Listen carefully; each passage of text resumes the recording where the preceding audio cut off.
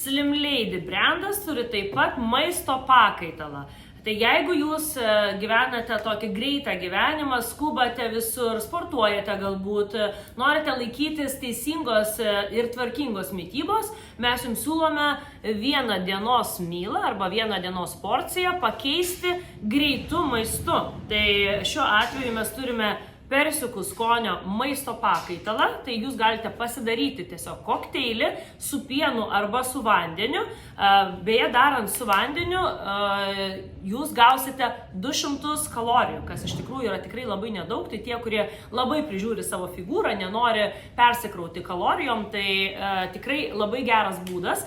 Tai turime 2 skonius, vienas yra persikų skonio, ir kitas yra sausainių skonio, štai maisto pakaitalas. Dabar pabandykime pasigaminti štai šį kokteilį.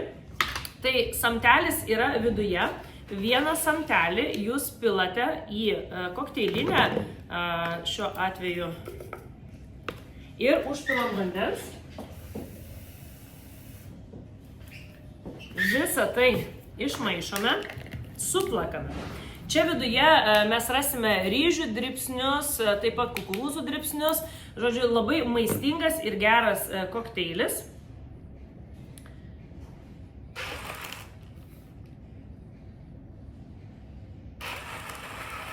Viską suplakime. Beje, šios kokteilinės taip pat labai patogios, nes nuėmus šią dalį galėtumėm neštis į mašiną užsukę kitą dangtelį, nes kokteilinė turi 2 dangtelius. Tai labai patogu naudoti ir šiaip šitiem kokteiliam labai patogu. Arba galite šį kokteilį susišeikinti tiesiog su šeikeriu. Irgi būtų labai patogus būdas, sakykime, kažkur tai sporte arba ne namuose. Tai, sakyčiau, kokteilis suplaktas. Nusukame štai šią dalį ir galime paragauti. Man asmeniškai būtent persikas yra skaniausias, nes jis tokio labai švelnaus kreminio skonio.